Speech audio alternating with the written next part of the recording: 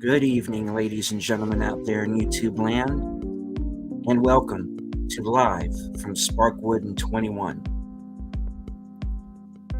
This series chronicles one of the best television shows of all time, the 1990s cult classic Twin Peaks, created by David Lynch and Mark Frost. Joining me on this journey are superfans Last Call with Troy Pacelli, Netters Network, and Aged Boomer. As one door closes, another opens. The mystery is not yet over. So slide into a booth at the Double R Diner and order a damn fine cup of coffee and a heavenly slice of cherry pie as we watch and discuss Season 2, Episode 15, Drive with a Dead Girl.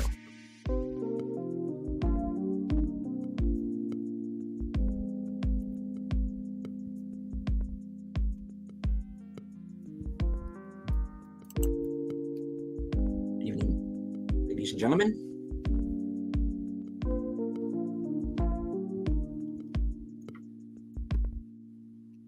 Already into chat. Host of Films with Friends and the creator of the 10-Word Review, Big Al Presents.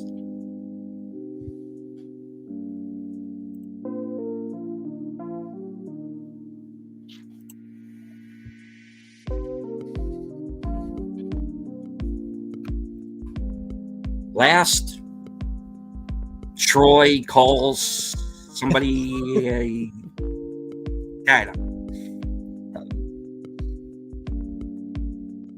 the smoldering Netters Network.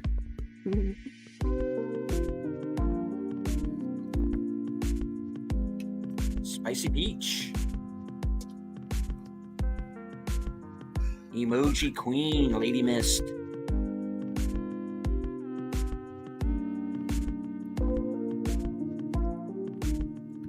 Friend of the channel, Lester San Jose, the Skeptic Tank.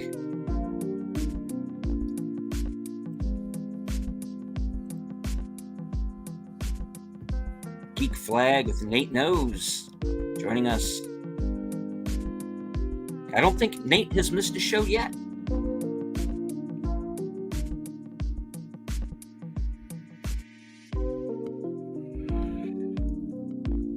Aged Boomer, who, as you notice, has a new avatar this week.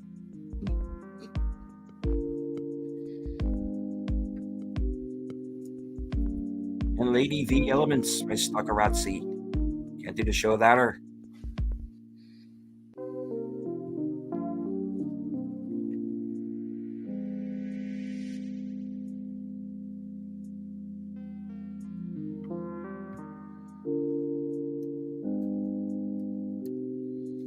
All right. Good evening. Good evening. Good evening, everyone. How's everyone doing tonight? Mm-hmm.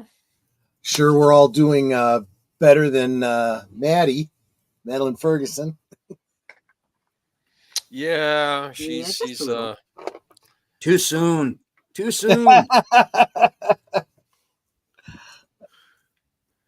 You know, she didn't meet a good end. And did we ever think she was going to meet a good end? I'll be honest with you. When you were originally watching this show, what did you think was going to be her deal? I'm kind of curious. Like, it seems like this ending for her fits. Yeah, it does. Yes. It does. Especially because I feel like her story seemed like it was wrapping up. She was getting ready to leave. Okay, so I guess it's a spoiler if you haven't been with us up to this point, but I'm going to get everybody caught up. So I'm going to spoil everything that should have been spoiled by you being here up until tonight's episode. So last week we found out that it was Leland who is joined to Bob, or Bob is joined to Leland. They are one in the same. Leland has totally lost it. Yeah, he has. And I mean, Bob is kind of wearing Leland as a meat suit, and once you find that out, obviously you start to draw all the connections. You start looking back at scenes. You start thinking, "Oh wow, okay, so Leland is the one that killed Laura, right?" And so at that point, that begins to build the tension. What's he going to do? Who's in danger? Oh God, it's Madeline. She's dead. You just know it. You know she is. But up till that point, you have no reason to believe, she's in any immediate or particular danger. But so where we left off was we have Ben Horn in prison on suspicion of the murder of Laura Palmer, primarily because of testimony by his daughter, who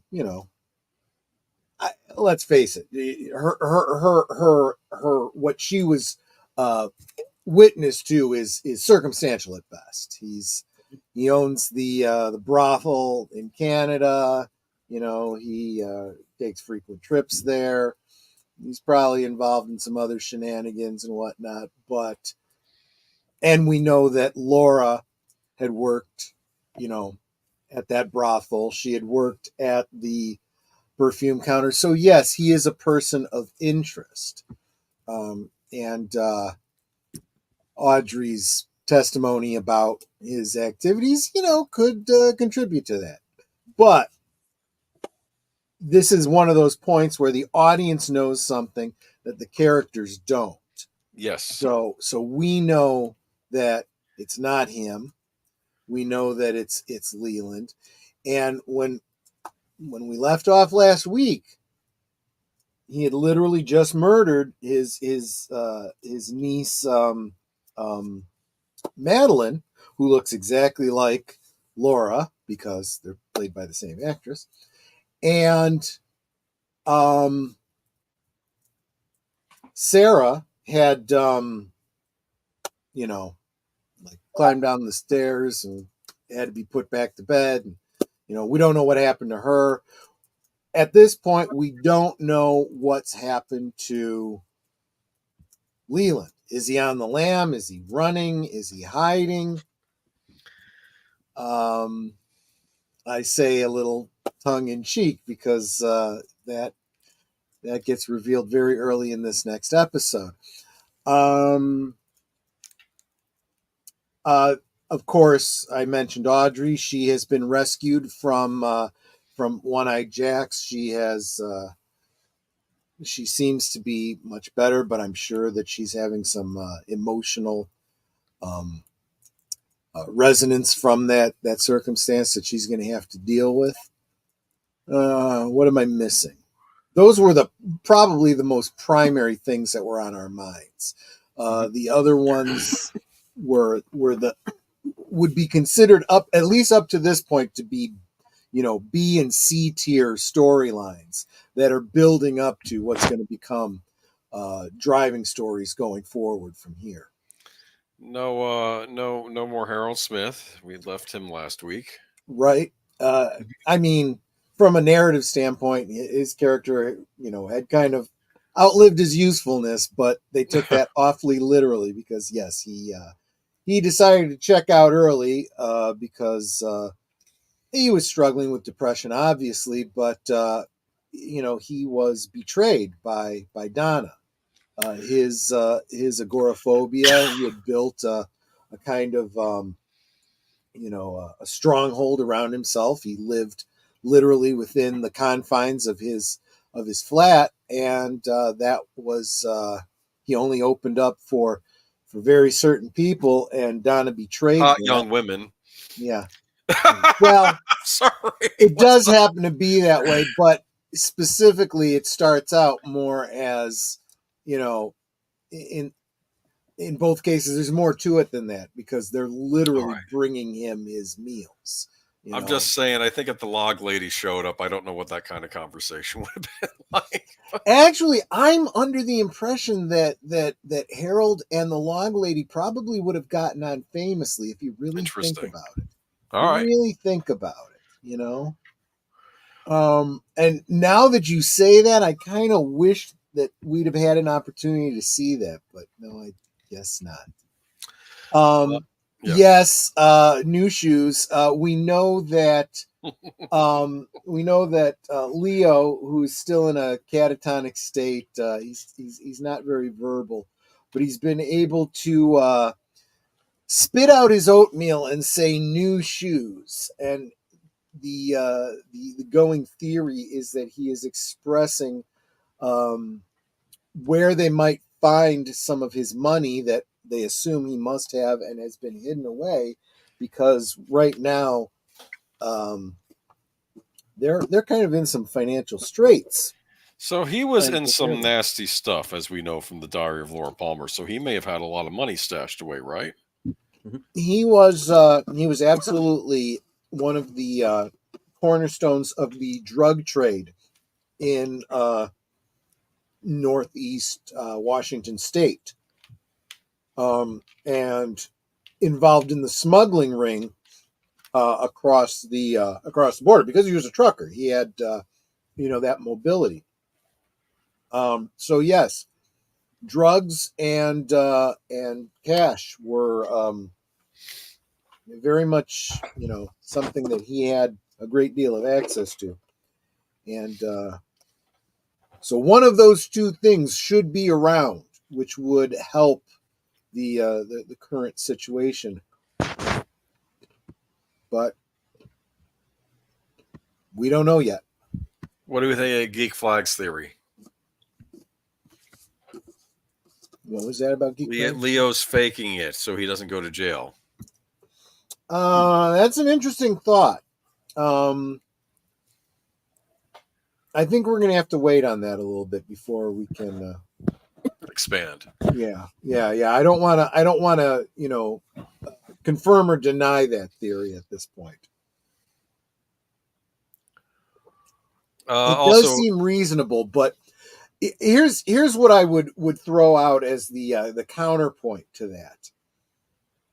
We have seen him sitting in his own drool with a party hat put on his head, being fed, while his wife makes out with her boyfriend on the table in front of him. Does Leo strike you as the kind that would be able to restrain himself to play along like he's been lobotomized? I'm not so sure. Somebody else could do that, but probably not Leo. You're right. Exactly. Yeah, he's got so much of a temper.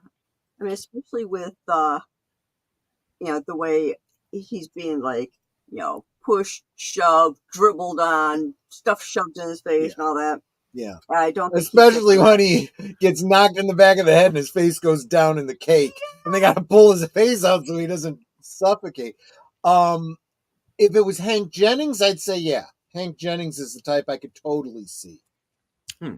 Put it low key until he was ready to strike. Leo, I don't think he's got that kind of discipline. And what of Hank? We haven't seen him since he was carted away by Jean Renault. That's absolutely right. He will be returning tonight. We will find out what happens with him. And I've mentioned it before. From a long absence. Yeah. I've mentioned this before. Pay attention tonight when you see him. He's been carrying around a domino. And do you remember how many dots were on that domino? No. 2? It was 3 and 3. Pay attention to it when you see it next tonight. Okay. And of course, we had the big reveal of someone who we thought was a different character from Japan is not that character. Yes. Mr. Yakamura turned out to be Catherine. Right. Which really shocked her husband.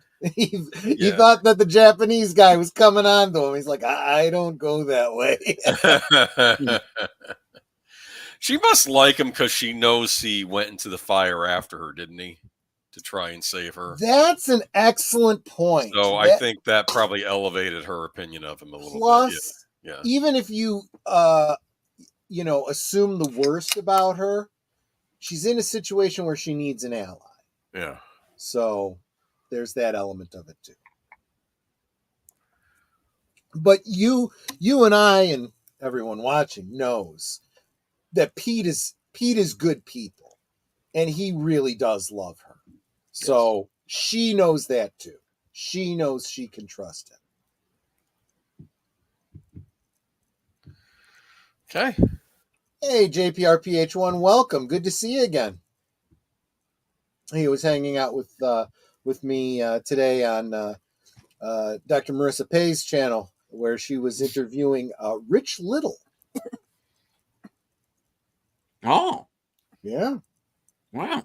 He says, yes, I'm still alive, although some people say that they saw him die last week on stage. Yep. Good evening. All right. And did we say hi to Fluff Chick?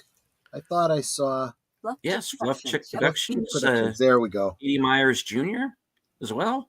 Yep. Hello, everyone. And I would also like to say hello to everyone currently viewing on Twitter. My tech's acting up here a little bit, so unfortunately I cannot engage in that chat. But if you are watching, just let us know you are here, and we'll shout you out. Yep. And yes, please do hit the thumbs up. All right. Okay, Sparkies. There are 12 of us watching. I don't need 3 likes. Hit that thumbs up button, people. Thanks, Nate. You're good people.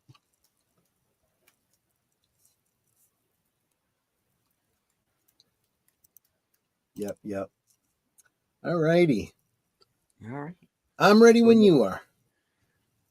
So, as usual. Oh, did you drop the... I did. Oh, okay. It should be pinned to the top. Okay. Yes, the Cosme link is pinned to the top of the chat. Okay. And so, I think everyone here knows how this goes, but just in case you don't, go ahead and right-click up at the top so that you can watch the episode along with us off platform. If you are not here live and you're watching Memorex, you are going to need your own copy of episode 15 of Twin Peaks. Later. Yeah. All right, moving on. All right.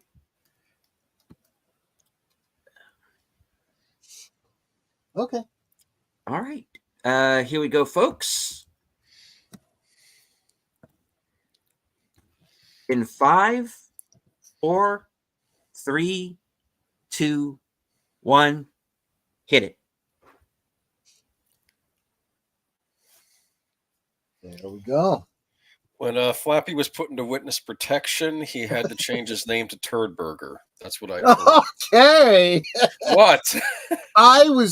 This is something interesting. I'll share these some other night, but I recently ran across all of my pictures of me and Netter that we took when we were at various Twin Peaks events in Snoqualmie, Washington. And one of those was I got a picture of Flash live in Twin Peaks. What? Yeah, we'll see it. Man, I'm telling you, I gotta see that. Look at those falls, huh? Yeah. Just dive off into that, right? Yeah, no, I wouldn't recommend that. You'll break your neck. Well, you could see on the right-hand side there where those rocks are, you could tell that's pretty shallow. Although there are people that go swimming in that water at the base of that waterfall, so absolutely could. There are all sorts of things swimming in that water.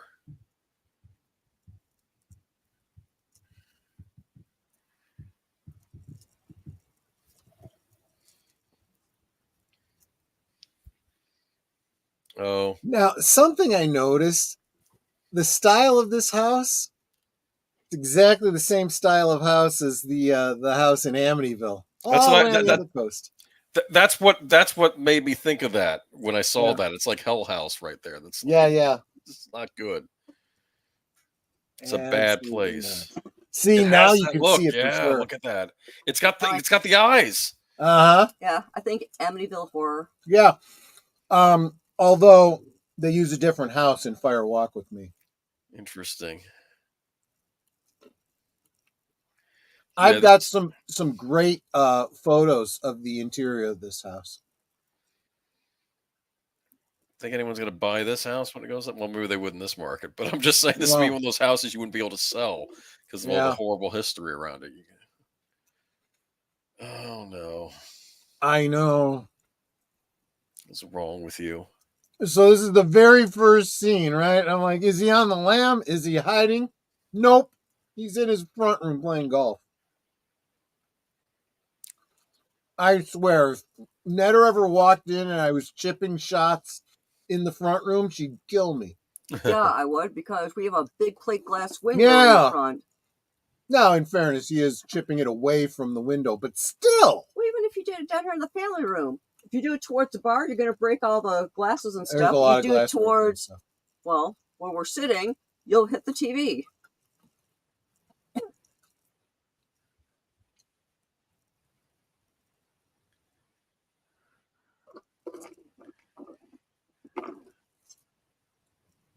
I mean, he's playing this pretty well.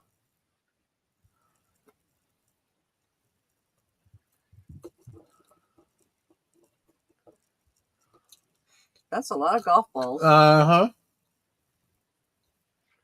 It's really not funny. No.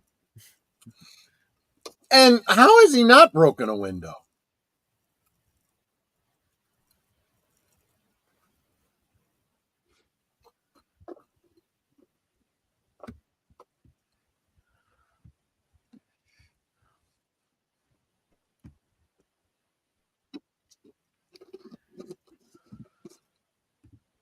If he wasn't creepy before, he's so much creepier now. Little reminder that Bob's in charge.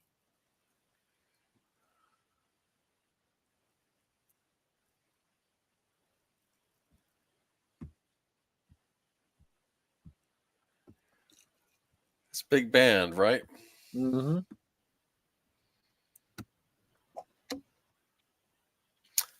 I like this rendition of the theme. Yeah, it's very ominous. Oh man. Right? Oh, did he have to mess with the body to fit in that bag? Oh no. Oh, that's messed up. He's probably Isn't had to it? break parts off to get it in there.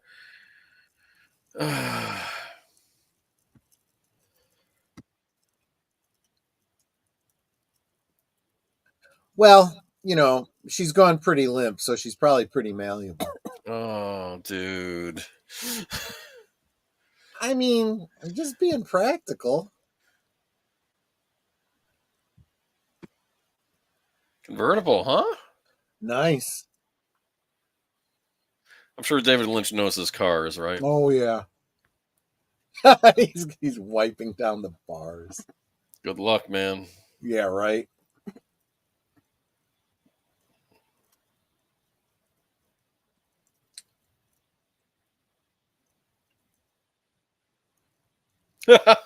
Look who's back.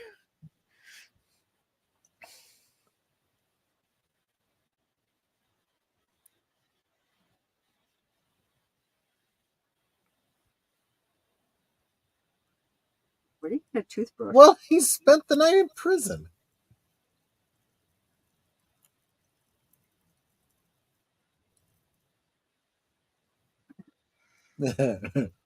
Ben and Jerry.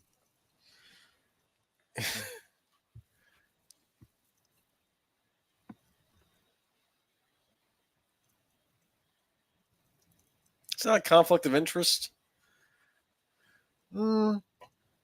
I guess it's legal, but still. As long as they both agree to it, yeah. 'Cause I guess if you can defend yourself, you can have a family member to defend you. But yeah. Yeah.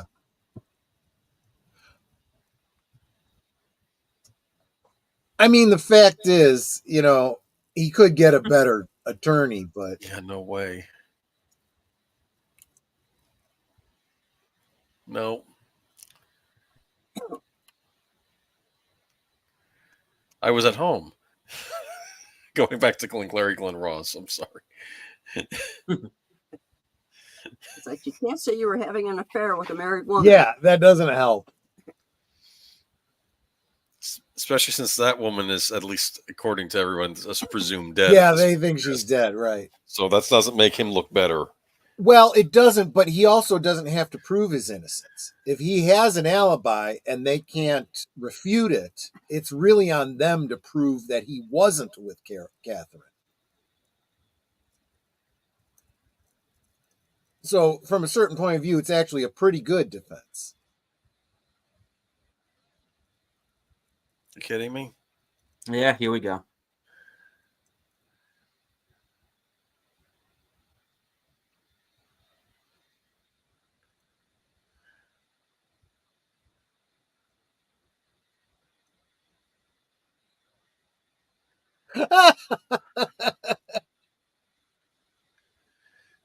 She like the babysitter or something?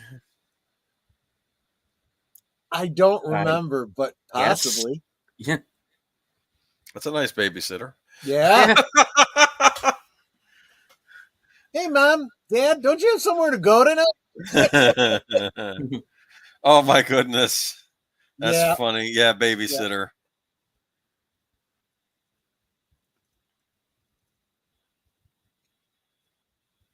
So she comes with a flashlight and dances. And this is a very David Lynch kind of scene.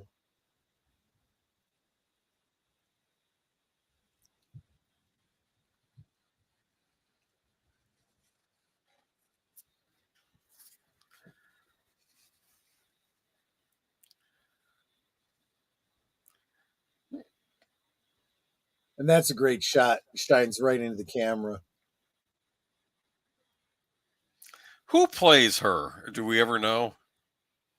Gosh, I don't know. I don't think I ever looked. It's like the silhouette of women in Bond intros. I want to know who they are, and I can find out.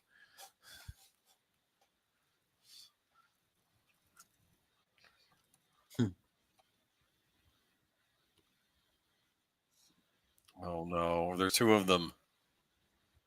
Yeah, now there's two of them. Right, exactly. Oh, this actress playing her sister. Yes, she was in Roadhouse, right? Mm-hmm.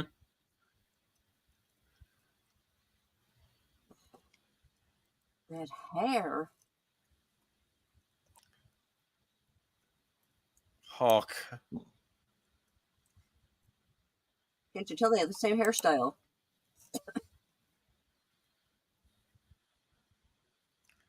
Oh, please, just don't make it uncomfortable. There we go. Some of my best friends are white people. He's probably like, chill out. Hawk's a cool but name. you do definitely see the seeds of that stupidity starting there. Yes. Hmm.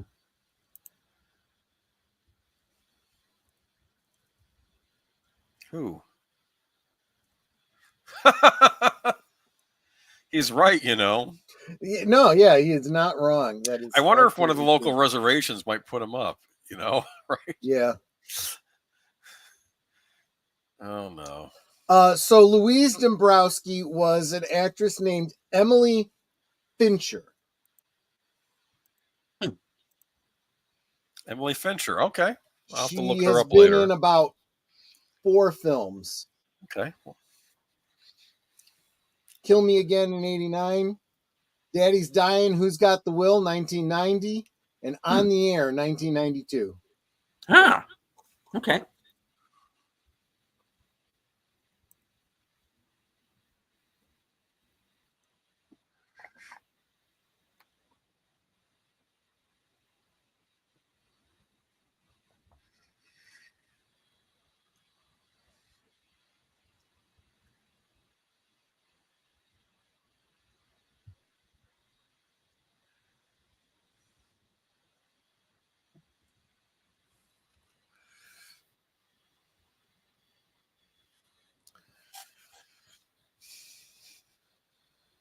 Benny,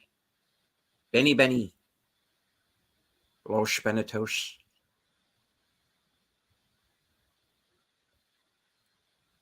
We have a strong case against him.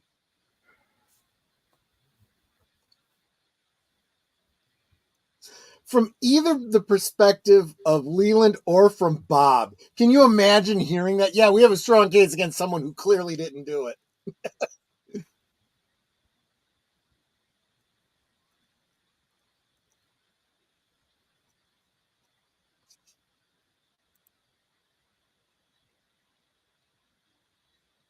Mm.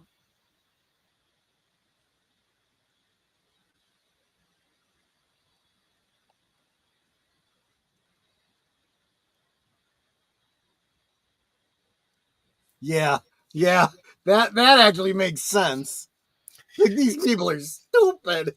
He's got one of those faces. He could have played the Joker. You Yeah. know? I mean, seriously.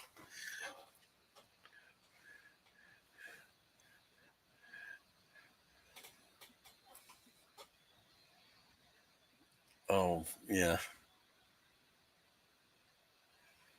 Oh, but you were commenting on Kathleen Wilhoit, who plays Lucy's sister. Mhm. Netter got some great time with her when we were in Snoqualmie. What else would you know her from? So I was watching what was going on the screen. Who were we talking about? Lucy's sister. Oh. Um, Roadhouse. Bad She was man. on. She was a recurring character on ER for a while, and yeah, she Yeah. was a supporting actress in a lot of movies. You're right. She played Carrie in Roadhouse. Wasn't she Luke's sister in Gilmore Girls? Or is that somebody else? Was she in Gilmore Girls? That I don't might know. be. She was also in the movie Witchblade, right? Let me see. You got a thing on the screen here. Oh, sorry about that. Hmm? I hit the button. My apologies. Let me just move the cursor now. Oh no! What are they gonna do? Oh, Lord. Fingerprinting. Come on.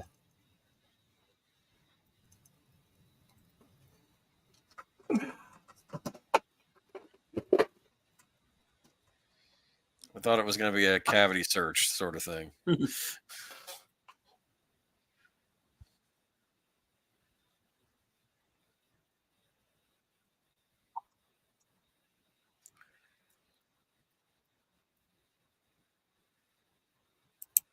Yeah, she was in Gilmore Girls. Yeah.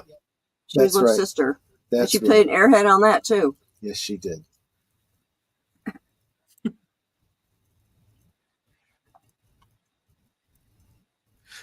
God, if you get your license to practice law revoked in Illinois, you got to be really bad.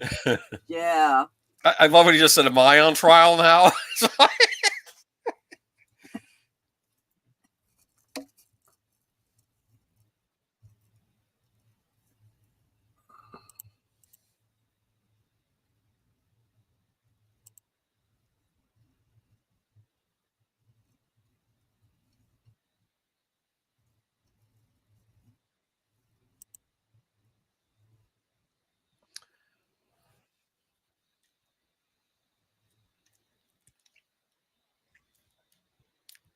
And now Audrey's doing that. It's a good motivation, right?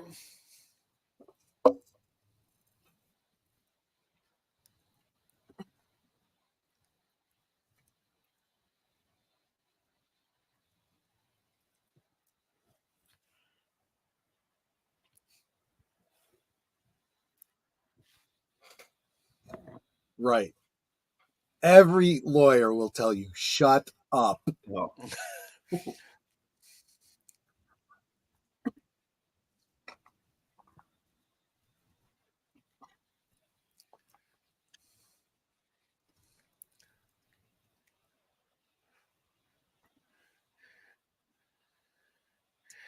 I remember on Homicide Life on the Street, the detectives were being interviewed for like a thing. It says they're like, when you get in that room with us, shut your mouth and stop talking. Say Exactly. lawyer. It's like, Well, here's the other thing. They should not be having this conversation in that room. no. Yeah. You're probably just gonna have to plead guilty. Yeah. Is that what he's gonna say? Oh no.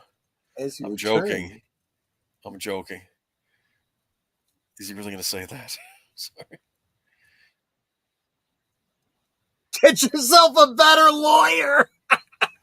Yeah. Why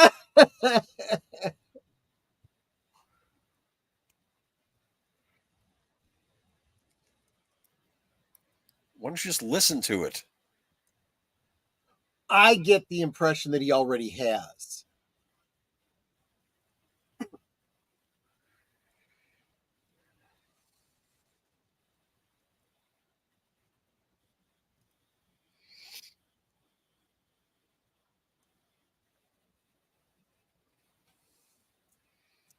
Ben Horn. Yep. He's making a copy, huh? Yeah, this is a dangerous game he's playing.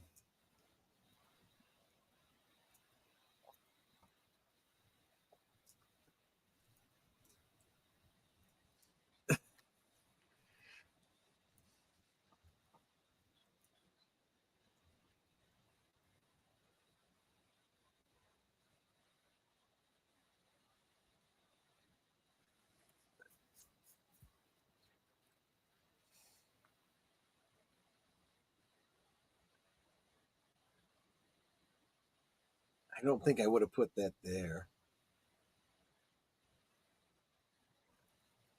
Ew.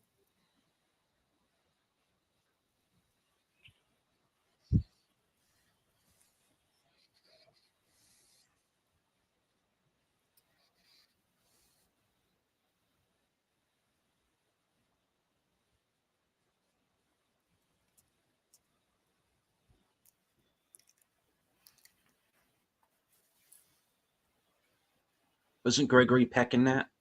Yeah.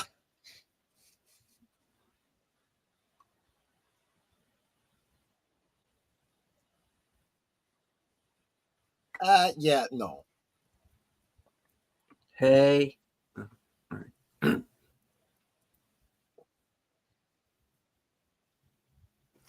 Got some that meatloaf. Yep. That's a lot of That meatloaf. looks really good too. Recognize her? Hold on a minute.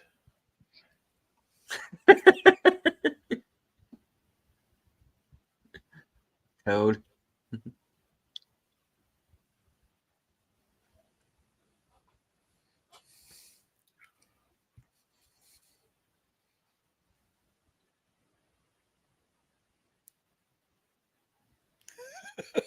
He looks like a car salesman. Yeah.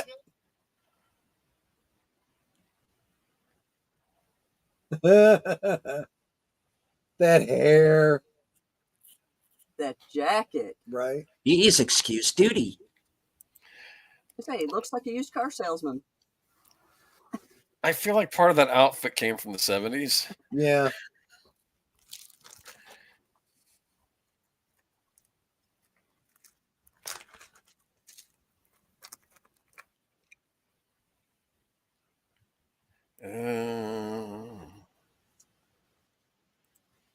So for those that aren't clear, that's Jane Greer and Right. James Booth.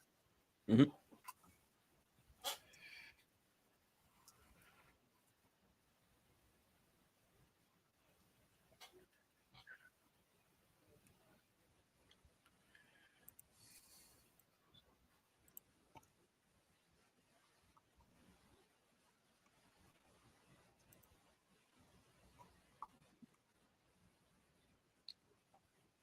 I first saw James Booth in Zulu with Stanley Baker and Michael Caine. I remember that movie. And he plays a character named Harry Hook, who's kind of faking being sick. And by the time everything is over, he's won the Victorian Cross. It's a very interesting character. I've seen Zulu and Zulu Dawn, but it's been a number of years. Yeah.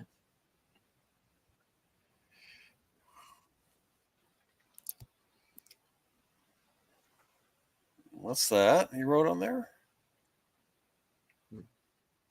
Uh-oh. I think it's very clever, the way his shoulder, he moves his shoulder there.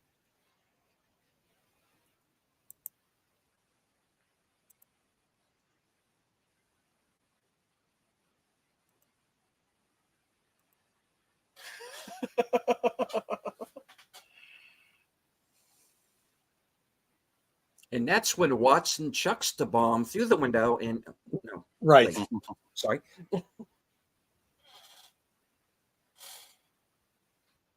Oh, Akiba. At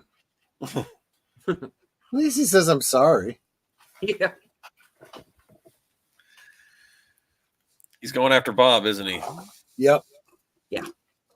I mean, he's kind of said that's kind of his whole purpose. Yeah. Of course, I mean Mike, not Philip Gerard. A little?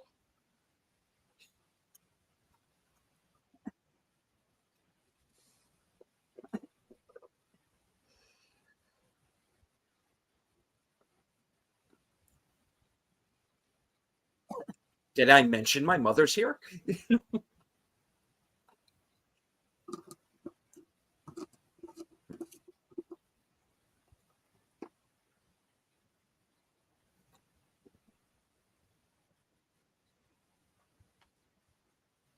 Yeah.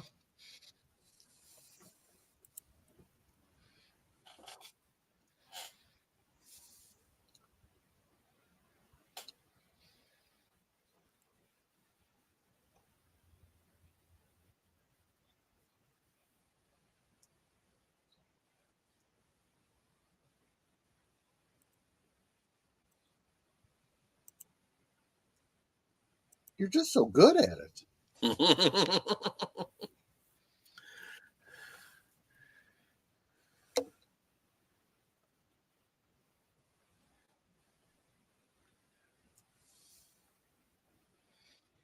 He's like a living snake, isn't he? Yes, he is.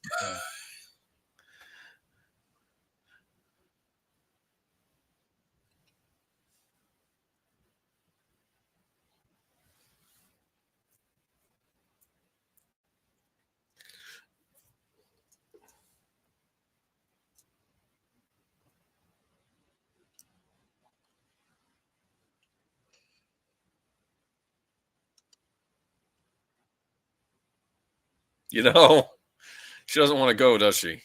Yeah, I get the impression she does not. Look who's in here.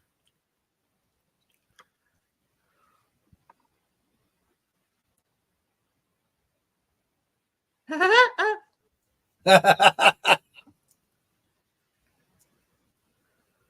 want to see it. I do like the fact that there's a picture of Harry S. Truman up there.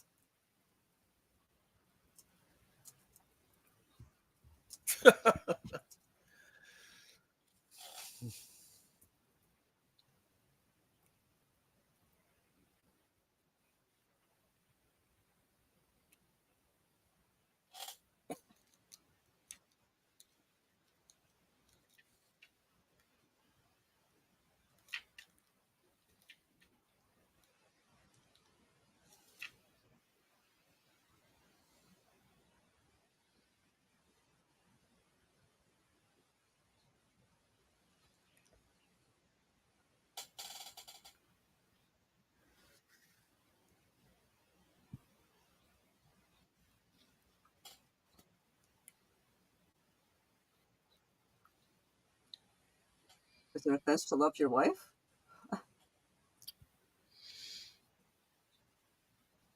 I get the impression he loved her in a more platonic kind of Yeah. way.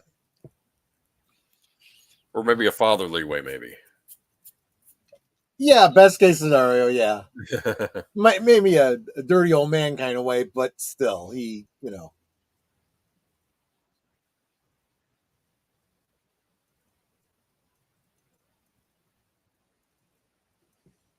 It's like putting two and two together here.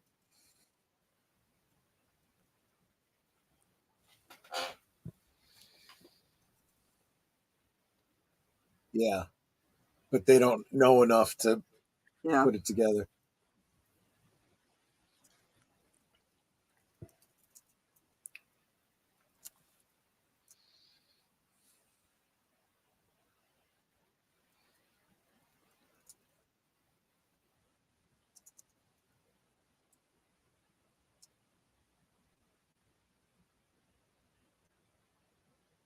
Dude, Andy, did the baby come already? Right. Sorry.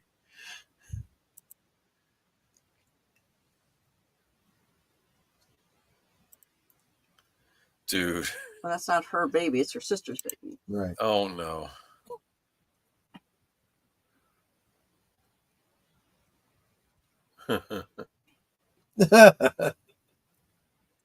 Man down. He really doesn't know how this works, does he? No, No. he doesn't.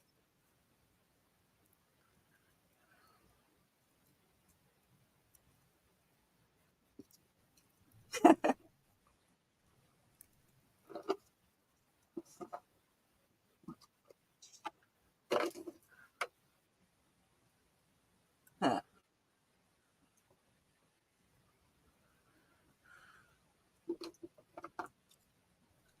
Oh, he does it on a recorder. No, the boys at the mill would have just killed you. Right.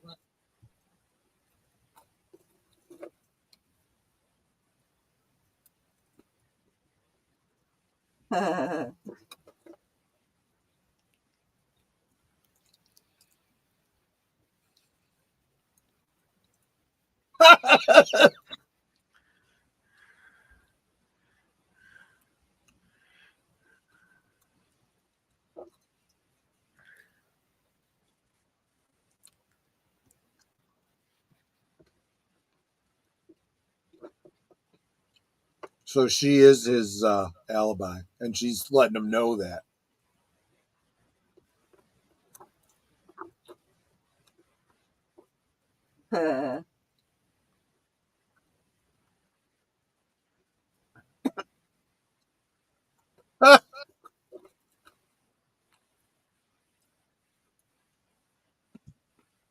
He was a Harkonnen, you idiot. Mhm.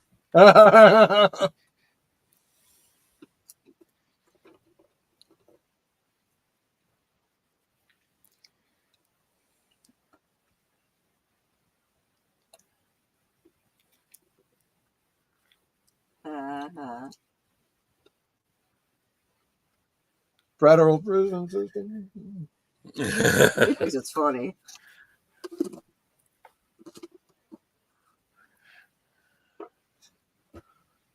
He's ecstatic that his wife is Well- alive, and he loves torturing the guy that was cucking him.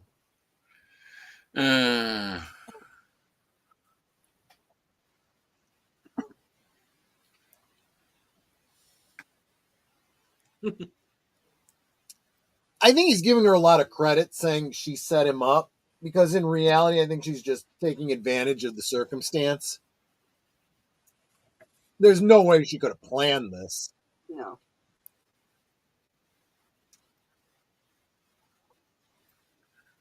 Yikes.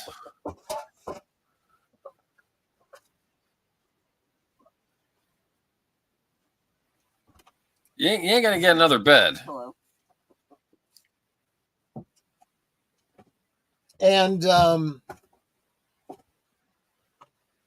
When you're a jet all the way from your first cigarette to your last. yeah.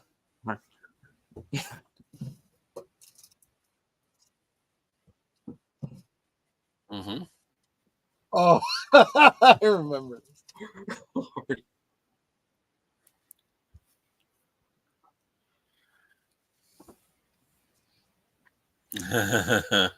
He runs into Ben Gazzara from Roadhouse going in the other direction. Yeah. Roadhouse.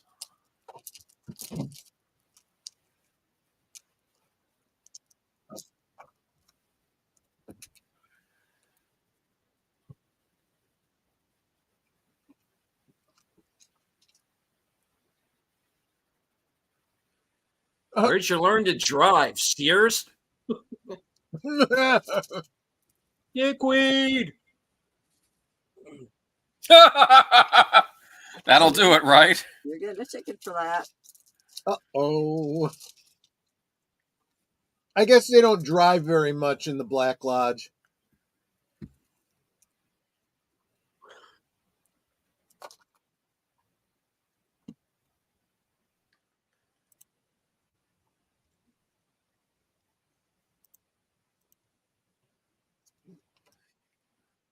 Leland, what's your major malfunction?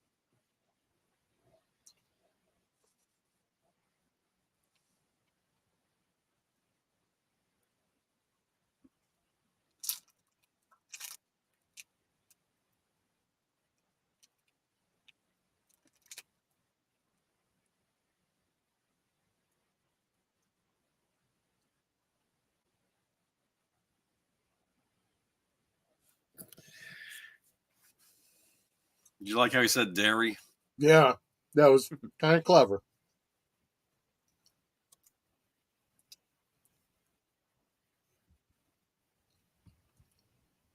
This is going to be so messed up.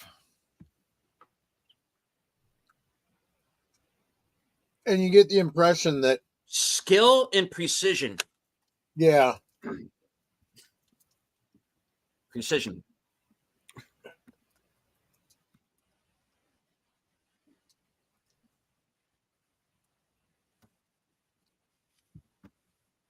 I mean, that's creepy as all hell.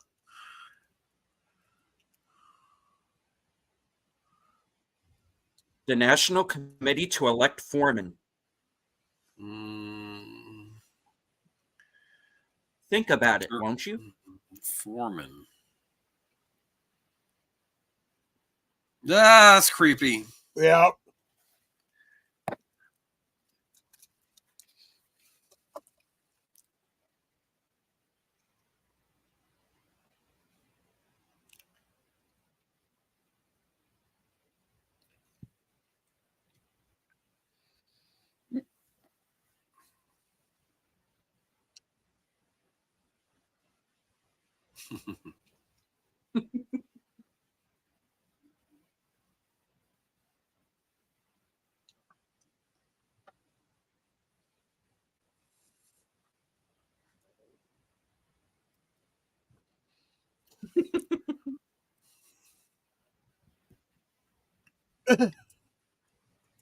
Oh, God.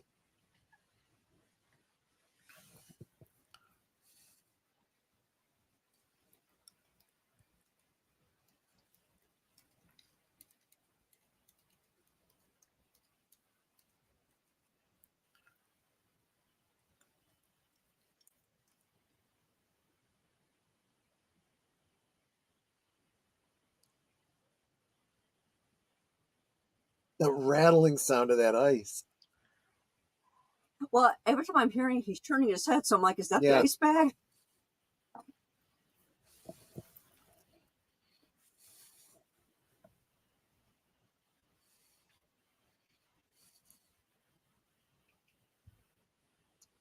Can you just shut up and stay out of the conversation?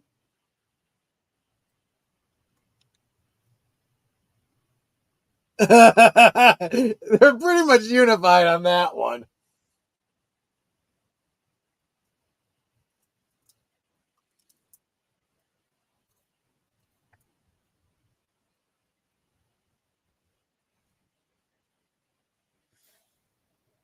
Maybe.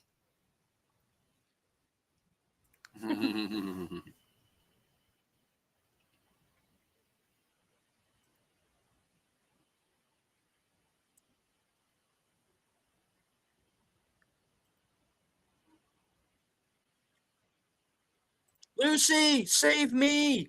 Yeah, exactly. Auntie Lucy.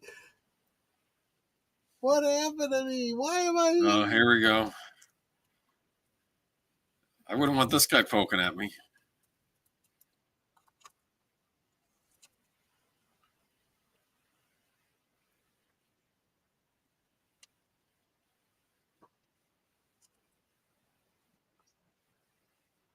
Yeah, as his attorney, I should kind of know what this is about.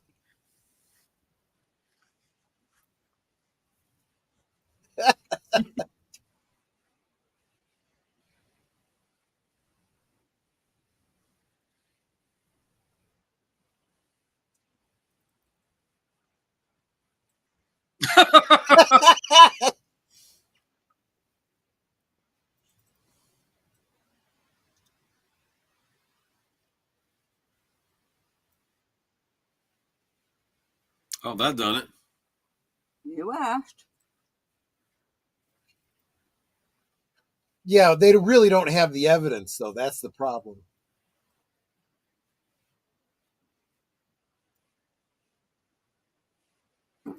Ooh.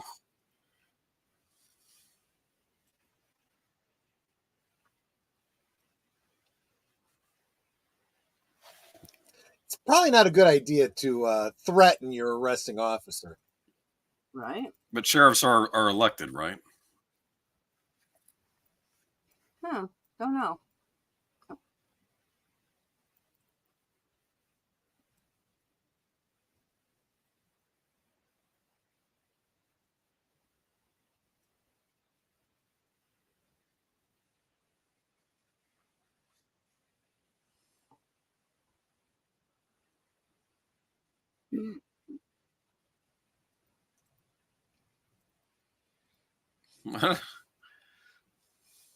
And now it's like, well, was I too harsh on him? Here we go. I like ribs too. Yeah. That would have been what I would have gone for. Oh, I'm glad he changed his jacket because that one was awful. Right. Oh, You just put barbecue sauce on that's what he's assuming. I would too.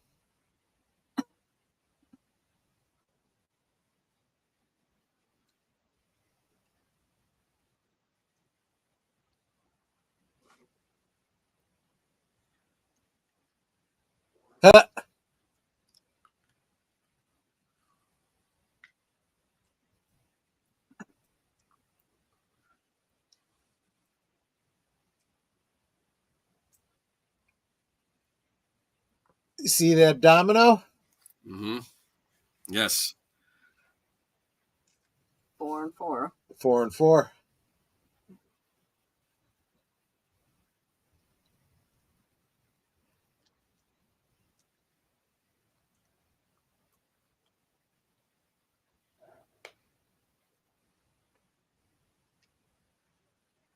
Yep. Well, now I want ribs. I know. This weekend. Just remind me. Saturday. If we don't go by Foofies, That's Sunday. it might be Sunday, it might be Saturday. He hasn't told me yet. Oh. Mm-hmm.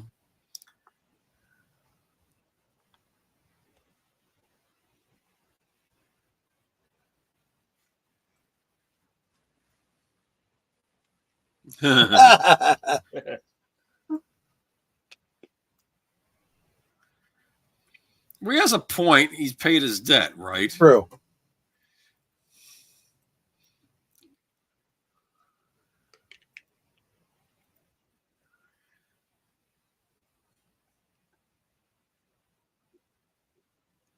Dude.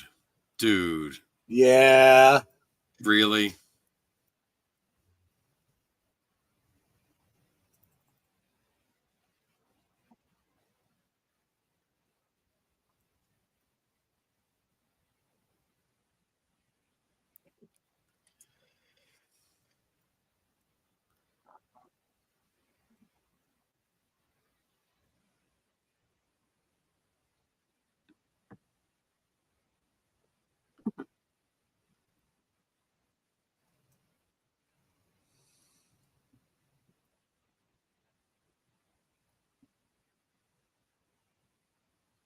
Well, here's hoping. I'm waiting for one of those glasses to break. Yeah, they were hitting pretty hard. Hitting. Speaking of hitting pretty hard,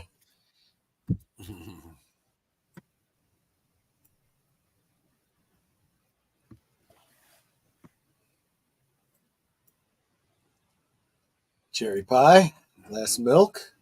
That's some good stuff there. Well, what more can you ask for in life, huh? Maybe Cheryl and Fenn. Maybe. Just wait on that one.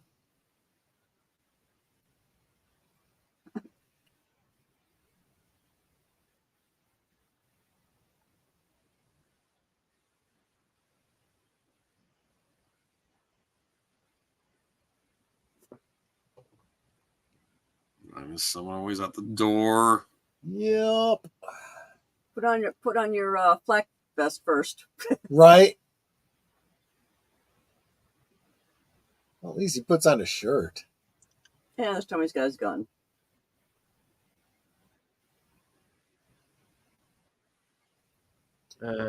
Sure.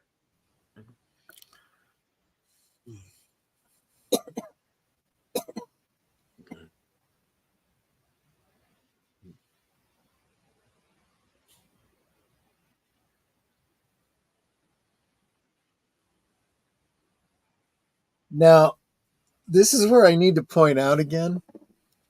Mhm. Watching it again as an adult, as opposed to, freshman in college, very, very different perspective. Because now I'm kind of realizing they went hard on the daddy issues. Oh, yeah.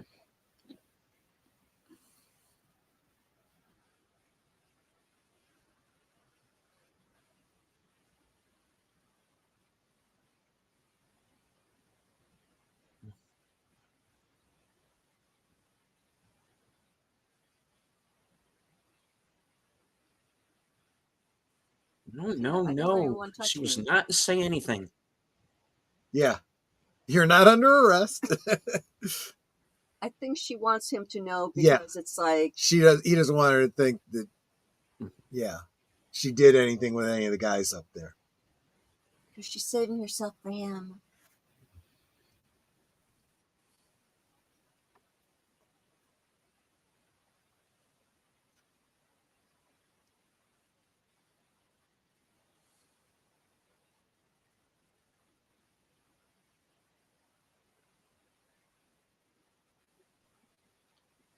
Can I just stay in your room and lock the door? No, but I do like the fact that I understand the why, but when he makes it clear he means business, okay, all right. He left the Yeah. room, closed the door opened back up again. Well, His room's not very secure. I'm sure he doesn't care much about what's in his room. He's got his badge and his gun. He left his tape recorder.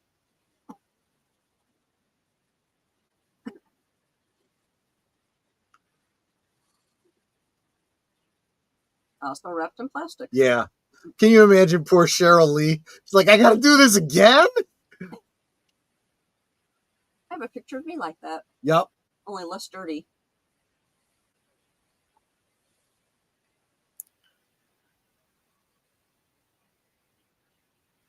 Got any more cousins, sisters?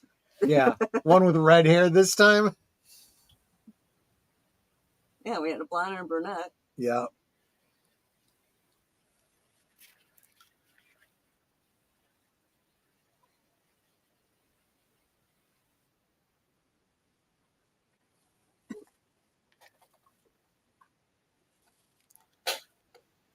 I just love this piece of music. The way it just swells, you know?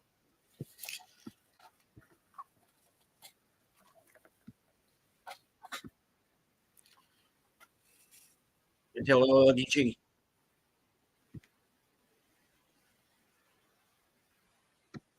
And then it drops down to that so dark. Oh, there we go. another one bites the dust. I love this show. I really do. Yeah.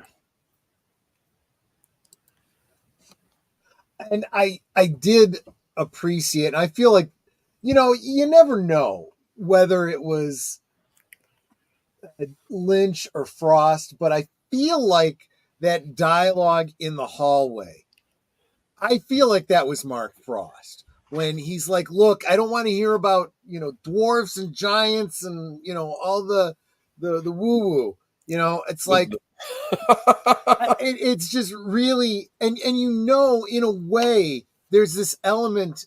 Well, this is definitely what a lot of the network guys were probably saying, but I think a lot of the audience was like this too. It's like, what, and I felt like Sheriff Truman is there to be that audience insert, the kind of naive but logical reason type of person, and all this craziness is like, Well, he's one of the Bookhouse Boys. He is one of the Bookhouse Boys, but you also wonder how much of it is how seriously he takes it, right? I'm sure there's a lot of people that belong to Masonic lodges that don't get into all the woo woo of that either, but the woo woo. yeah, and Connie says she loves the show. Yeah, absolutely. I think it's great. Okay, every time you say woo woo, it's making me think of The Sims having sex. Yeah, right. Because they call it the woo woo. The woo or woo hoo. The wee wacky woo. But yeah. So we got confirmation on Madeline Ferguson, but here's the other thing. Just from a simple mystery point of view, you got another murder, but Ben Horn is locked up. He can't possibly be responsible for that. Copycat. Yes, that is one possibility that has to be considered by an investigator, but it does call into question the whole circumstance. And I think from the point of view of Cooper, because keep in mind he's also in the back of his mind he's got the Teresa Banks murder, from the year before in his mind. So he's going to look and he's going to be able to tell if this is a copycat or if this is absolutely the same individual. And if it's the same individual, couldn't be Ben Horn. That's the other thing. Jurisdictional, Sheriff Truman is going to arrest him for Laura's murder. But as an FBI agent, Cooper still has to investigate him and see if he, what is his alibi for the night that Teresa Banks was killed. Now, he knows what his alibi is for Madeline. Yeah. Well, no, not necessarily, Nate. He still could be responsible for Laura's murder. As Boomer pointed out, could be a copycat. They have to establish that first.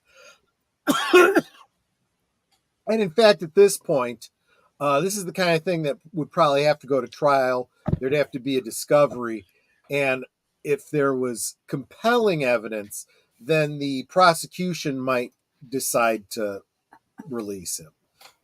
But and you also have to understand that one thing he has to bring that has to come to mind for him as well is he dealing with more than one killer. Oh, yeah. Right. Yeah. That's true. I hadn't considered that. Mm-hmm. And that's me being based on the fact that I already know, Well, yeah. And well, actually, we all do at this point, right? We know who the murderer was and is, but yeah, that causes me to lose sight of how it's got to look to somebody who doesn't, who's doing that investigation. But that's a great point. Deleted scenes. So yeah, and I do feel like the introduction of another what are you going to call him? Another jailbird, Ernie, right? He knows Hank from prison and whatnot. is it that big a plot point? It kind of is. It continues to flesh out Hank's background, and you know, I where almost his heard some character's blackmail going on there. it was certainly implied, wasn't it? You know, why is everyone on the show shady? Well, not everybody, but I'm just saying. If you think about it the way he did it, though. He wasn't overt about it. He was very oblique about it. And I get the feeling with Hank, he's always playing an angle, right? And he's not saying he's going to do anything, but he's letting them know I could. Got to just make sure that I got an ally in you. Mm-hmm. You know, you got my back, I got yours, because if we don't, there's could be consequences. Why do I think Bobby's plan is not going to go according to plan? That because we don't know what's on that tape yet. Well, we know that he's got Ben talking to Leo about right. the so it's pretty clear that he's going to try to leverage a job out of, or at least based on what he said, it sounds like his goal is to leverage a job out of Ben. Otherwise, he's gonna, go to the police with that tape. And it's just a little bit of blackmail there too. But he's kind of a dumb kid. I don't think he's really thinking it all through. And in a way, dealing with more than one killer. Nate's not wrong there. This is a much bigger thing than just Leland. We know that Bob's involved, and as we get to know more about Bob and the lodges and all that kind of stuff, it goes even farther than that. You'll get a little taste of that when we get to Fire Walk with Me, and we'll get a whole bunch more come season 3. Yes. Which makes me think of a question, but the answer to that question could be a potential season 3 spoiler. So you can try. I won't.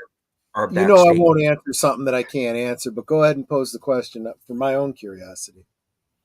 Okay.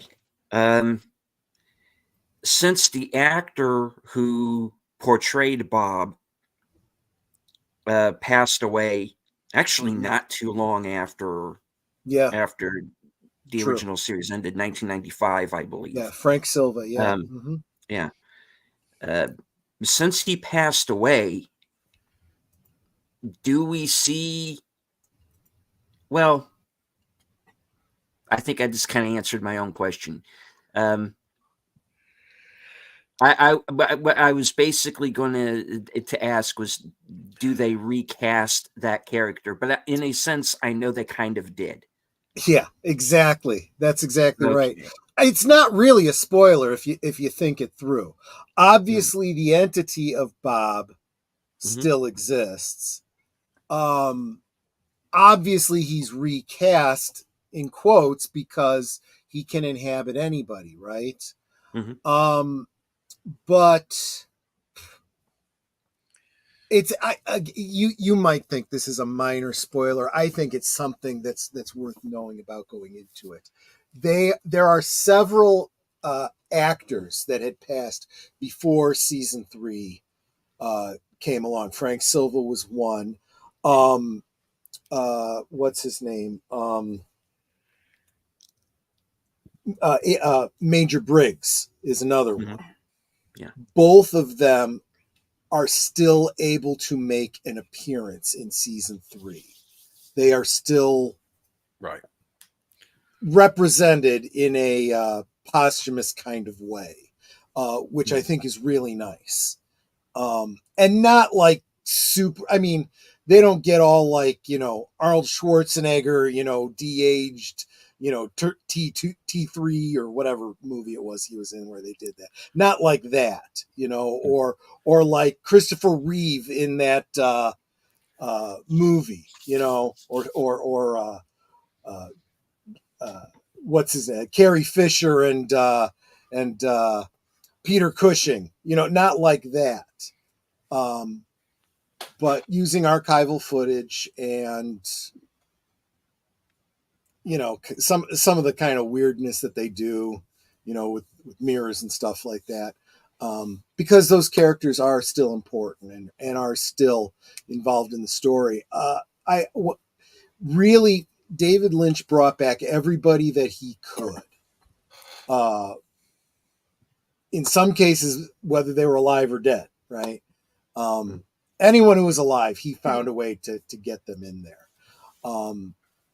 In at least one case, not even playing the same role, playing a different role. But yeah, Bob makes an appearance. Frank Silva, makes an appearance as Bob, sort of. And interestingly, there is somebody who was not brought back, even though his character kind of is.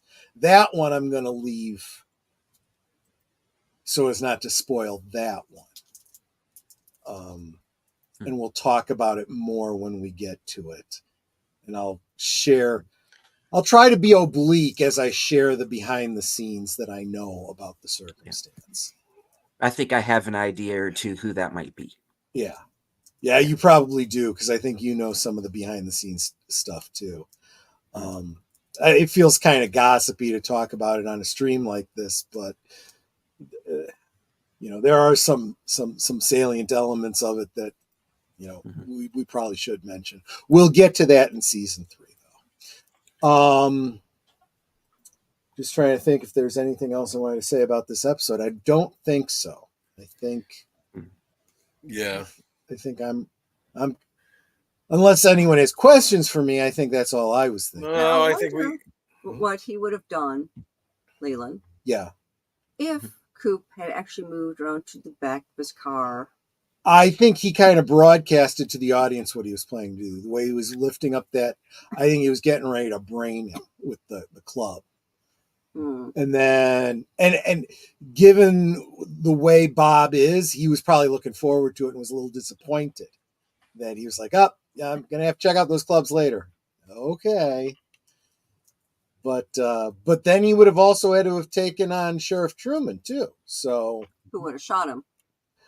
Because he was further away. True. All he had to do is draw his weapon. Boom. But that's another element of this. Bob doesn't care. Yeah. He'll just leave and go somewhere else. Bob is bad people. I don't even know if you could call them people. We will talk more about the nature of the entities of the lodges. Why does Gerard hate Bob so much? So they got at it a little bit ago, a little obliquely. He was talking about, and he seems to have been talking in riddles, but you're going to find out later on he was being more literal than you might have thought. Okay. So at this point, the audience doesn't really understand the nature of these entities from the lodges. Bob, Mike, and so forth, the giant, the little man from another place, and so forth. And he talks about Bob having been his familiar. Now, first instinct, anyone hearing about a familiar is to think what? You think like a witch's familiar.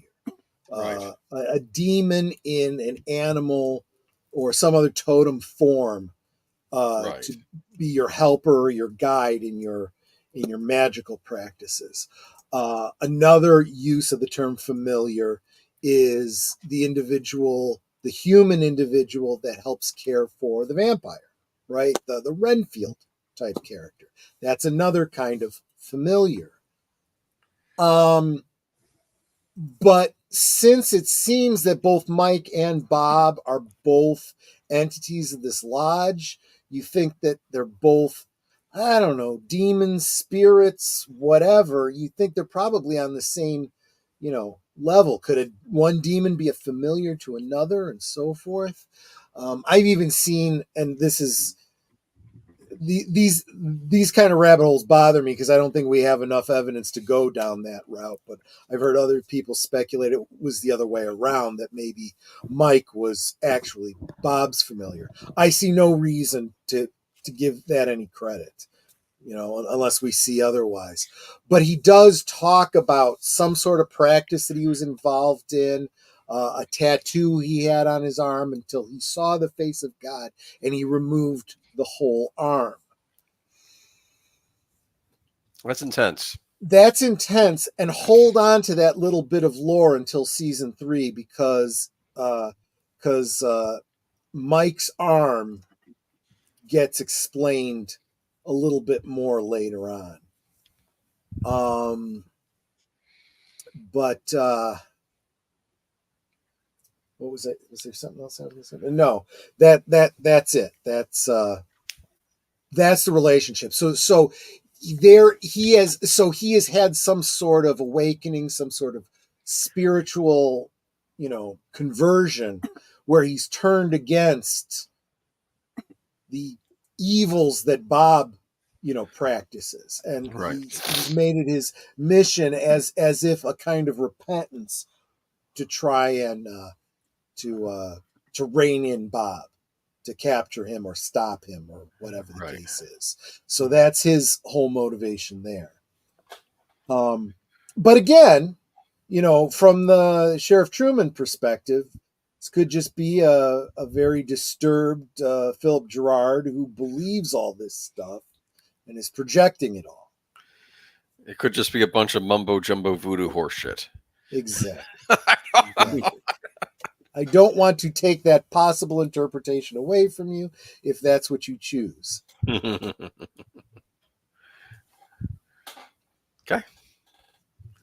Till next week, then, I guess we'll find out more. Yeah. They have another body, so that'll be interesting with stuff stuffed under the fingernails. So yes, we do. We did see him literally putting the letter under the fingernail. I looked closely.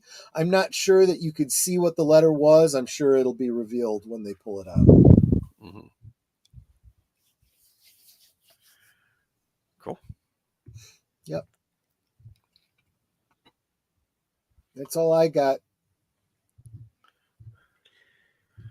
All right. Well, we do have our pal Big Al Presents has dropped a new video while our program was running. Oh, really? He did. He has a 10-word review for the movie Memory, starring Jessica Chastain and Peter Sarsgaard, and that is up right now on his channel. Oh, I thought it was the Liam Neeson movie Memory. I don't believe it is. Okay. But nope, not that one. Okay. So please feel free after the show is over to go over to hit the link and give Al a thumbs up. Yep. And also, once you have finished doing that, please go over to 32 Flavors of Nick Weiser for Toxic Tuesday. And I like that title. Yeah. And I tonight, actually expect you to say head over to Deleted Scenes channel. Oh wait, we're there already. Yes, exactly.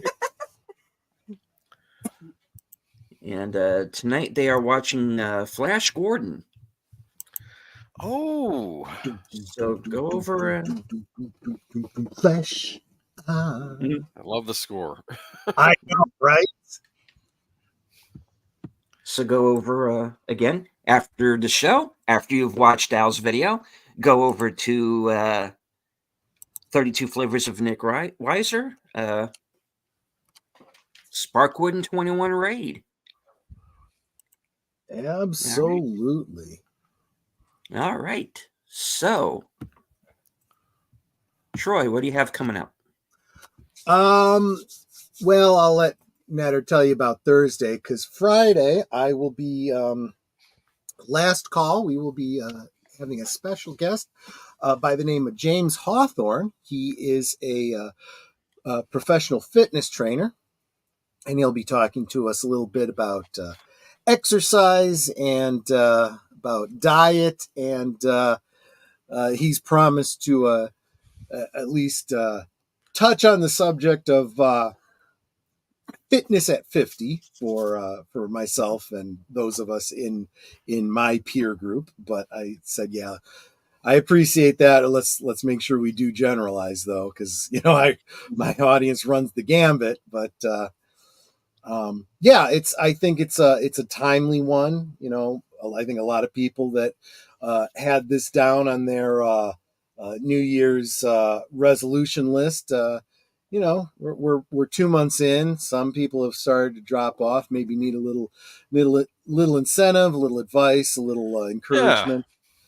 And it almost makes me wish I was still sick, because I lost about 7 pounds when I was sick. Yeah, getting sick is not the way you want to lose weight, but yeah, No. I certainly understand that. But and the other thing is the idea of not waiting for New Year's or next week or Yeah, don't wait for someday. Just someday is now. Start now. Just immediately, you make the choice, you start now.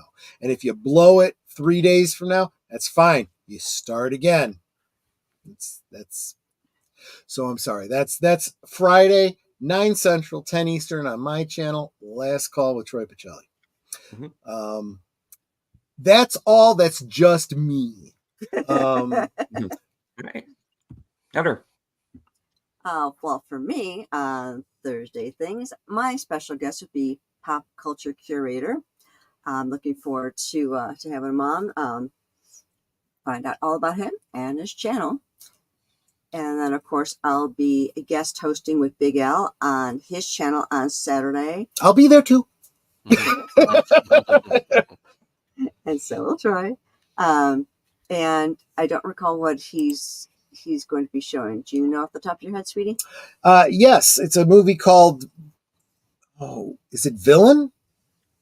The Villain? The Villain. Yeah. Yeah. I don't think I know that one, so that's going to be interesting. Yeah, it's if I remember correctly, it's a Western comedy. Mm-hmm. Okay, cool. And then of course I'll be on Troy's stream on Friday as security and bouncer, Absolutely. as always. And then back here again next Tuesday for another Sparkwood in 21. Yep. Boomer. Nothing much going on this week, so I'll be on with Troy on Friday, and I'll be on Geeky Geezers on Sunday. What will we be talking about on Geeky Geezers? Oh, heck, Disney's getting sued again. I'm trying to think there was any other news this week. I'm kind of trying to find stuff to talk about right now. What did I see that looked interesting? 16 minutes ago, I might have another article for you. 16 minutes ago, Culture Casino dropped a video. Disney sued again. Billions at stake. So there might be yet another lawsuit. Wonderful. I'm trying to think if there's anything positive to talk about on Sunday. I'll try to find some positive things. We had a lot of stuff this week. We had the Karate Kid, new Karate Kid announced, huh? Yeah. So Yeah. that. Yeah. That's potentially good. Maybe, yeah. I don't know. All right.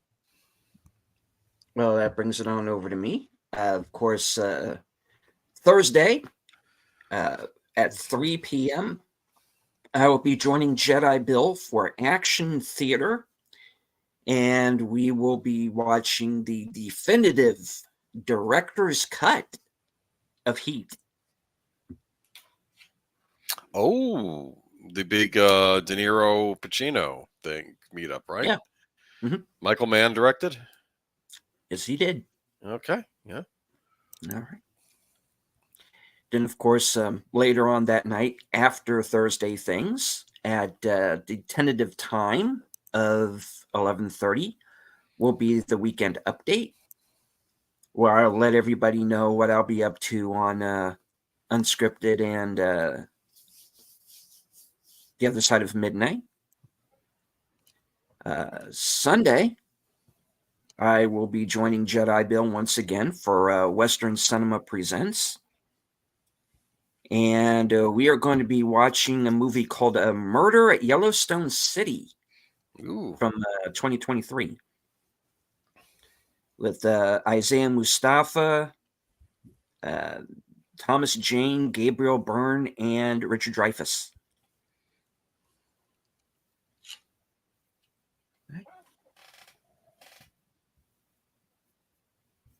Cool. Yep. All right. I'd like to thank everybody for being here this evening. Big Al Presents, Spicy Peach, Lady Mist, Lester San Jose to Skeptic Tank, Nate, Fluff Chick, Dee Dee Myers, JPRPH1, LDG, Connie Cleary, and Real Way to Nation Gaming Clips. I, of course, would also like to thank everybody watching on Twitter. I can't see you, but I know you're there. And I would like to thank everybody who watches the replay.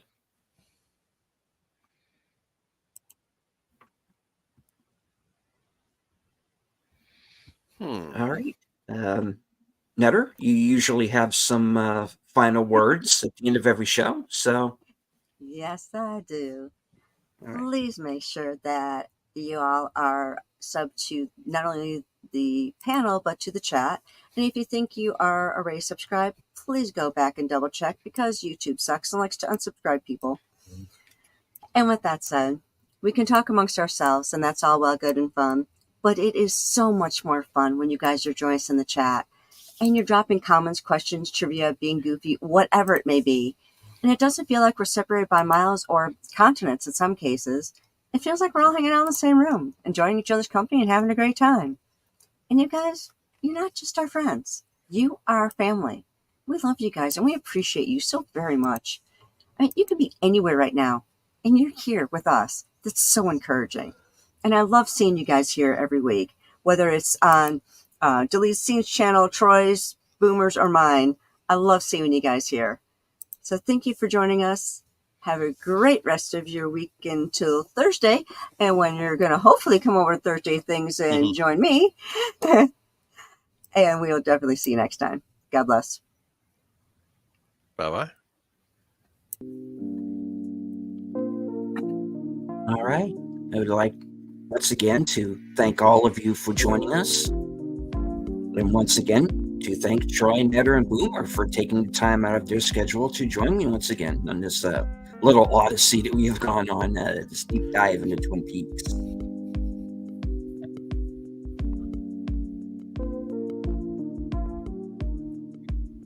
From HQ and all points, north, south, east, west, and maybe a little farther out. Good night. Take care. Stay strong, because this is how we win.